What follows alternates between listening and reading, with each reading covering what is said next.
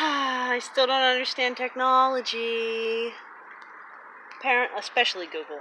Apparently Google decided that backup and remove excess stuff from my phone can't happen for the December through April range on my phone, and that's why I keep having cut off videos. So right now we're on my main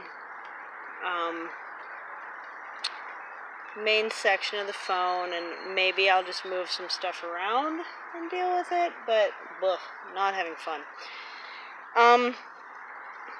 Even with all of that, everything that we saw with the wind and the whipping around, all we got is a real gentle rain that's been going on for a couple hours now. If we're lucky, it might go all night. But as you can see, it's not really soaking things. Over in the corner there, you'll see a little bit of movement here. I have a quail who has an absolutely nasty looking head wound. And I'm a little worried. Apparently I have a bully growing up into his own who's picking on the others. Quail roosters without enough hens are a lot of work. Holy cow. So I'm frustrated and just kind of wondering if I need to put this one down or not, because it looks pretty bad. But I promised a video about how the rain went, and without getting a close look at the rooster's head, because you don't want to see that, it's nasty. From what I understand from a lot of the groups, it's one of those things that happens sometimes, though. Just quail are just vicious little son of a guns. This quail is out here in the garden because a little unsure how I'm going to put the quail in solitary. I think I'm going to have to get the cat carrier out. I just learned that there is a nationwide shortage in hardware cloth. I have some, but I had it ordered to accidentally the wrong hardware store, which would only be a 17-minute bike ride if my bike were working. We'll see. We'll see. Very frustrating, because it's like an hour walk. 7-minute car ride. Those two differences aren't bad between the bike and the car. So, as you can see, there hasn't been a whole lot of water accumulation. Small puddles on non-porous surfaces like rocks. There's not like a small lake in my fire pit. There's a robin, which is nice to not have. This hasn't overflowed, but a lot of that is just because the rain didn't come down near as storm-like as I thought it would. I'm getting another round of white lilies. You want white, orange, wait. White, yellow, orange, back to white, and I think we'll get another yellow in the back at the end, so these tall lilies really have a pretty well extended bloom.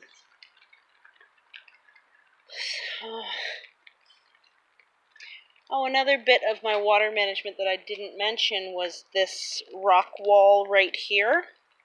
So the runoff from this flat area used to all just like come up onto the sidewalk and over against my foundation there. But instead, now it catches against these rocks and goes underneath this rock, which has a large hollow chamber dug out underneath it, propped up by rocks. More rocks. And then there's this chamber that it runs down to additionally fill this, which I have sloping that way. Hi, Robin. Yeah, there's the quail.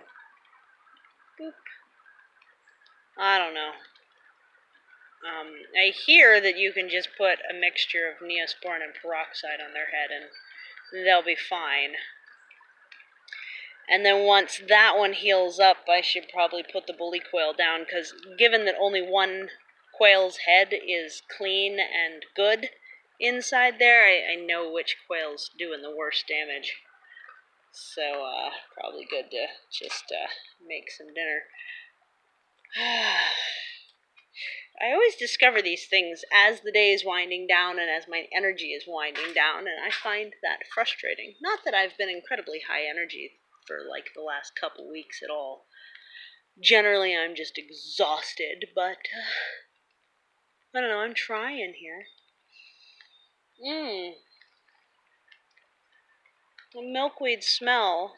The flowers are over there, but I can smell milkweed blooms. Oh, there's some right here.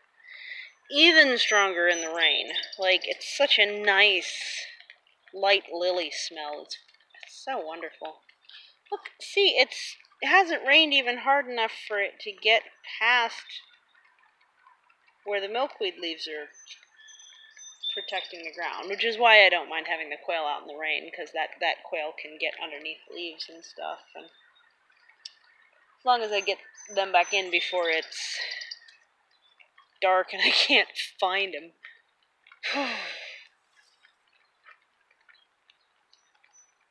Rhubarb. Something that rhubarb does, I just found out that rhubarb is in the dock family. Yeah, interesting. So something rhubarb does is capture water and funnel it into its roots because of the way the leaves and the stalks are shaped. So even the water that's like sticking out onto the walkway here, at least some of that's being sucked back into where it actually needs to be for that rhubarb plant. But it's also keeping everything else around it dry, which is why I picked so many leaves off this one.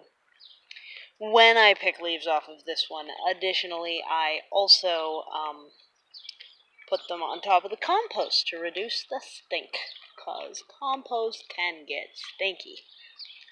Oh, I stepped kind of bouncy. I think the ones back here, at least one set, because there's lilies here, and then there's lilies behind this huge Joe Pye. And at least one of those are bright yellow, but I think it might just be the one behind the Joe Pye. And this one might be those yellow-centered ones. Like it's white, but with a bright yellow inside center. Yep, so not a whole lot to show as far as what happens with water when it gets real bad, as far as rain, or real good, but like really intense rain in the garden. I'd love to do an update on that, but I'm happy just to not be in a drought right now and not have to be going through and watering right now, so I'll take it. I'll take it. Ugh, difficult. Yeah, so really hoping to get rain barrels down there. It's contacting the borough manager and getting some paperwork. But then I get them at reduced cost, because there's a program for that.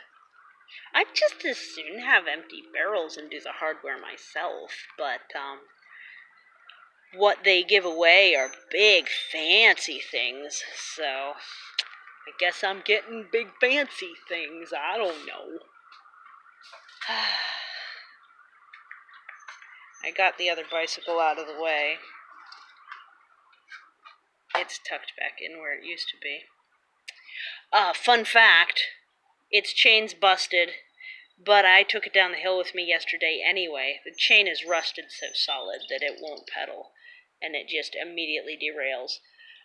But what did I do anyway? I rode it down the hill. And I enjoyed at least not having to walk the whole way.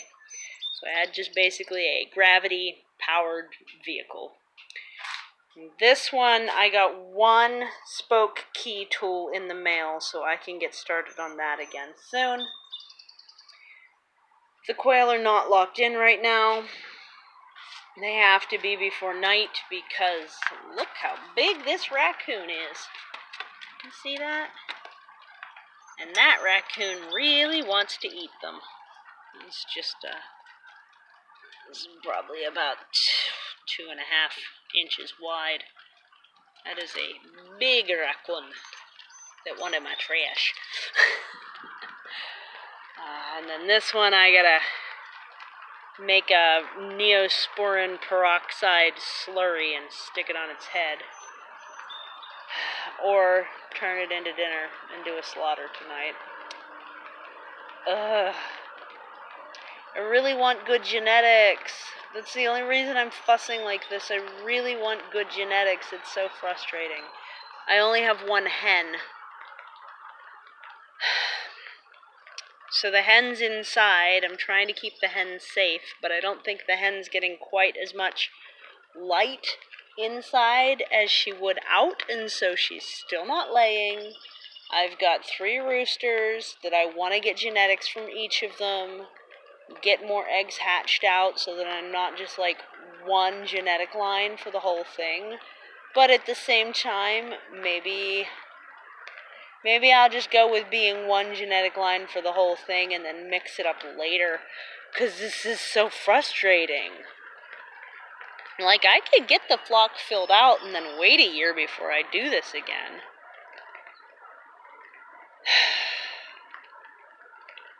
It's so frustrating. So Feisty Roo is a bully that will pick holes in other birds' heads. So I think Feisty Roo can't be in the genetic line because that behavior is genetic. And so Speckly Chest Roo and Golden Roo are the two. The one that I thought was a girl is the one that's there now, but it's definitely a boy. But it's also a popular one. But I won't give you a close-up. It's too bad looking. And I think that rooster is going to spend the night in the cat carrier. Ugh. Yeah, I don't know. I don't know what I'm doing right now about roosters. I may have bit off more than I could chew, even after doing all of the building and everything. They're a lot of work. Everybody says they're easy. At least I can actually let them wander around the garden. And if I had enough that I wasn't super worried about them, I could really let them wander around the garden and really not worry. But medium wander and medium not worry is nice. All I did was close the gate, and it's been about an hour. And that bird's just pecking around over there, so it's not that big a deal. So I guess this is a mixture of it only sprinkled, but quail update. Oh my god. Whew. So, I'll let you know what I decide. Feel free to give some input. I kind of need to decide tonight, though, I guess, as to whether I'm giving this bird an overnight chance or just turning it into freezer camp time. All right. Do take care. Thanks. Bye.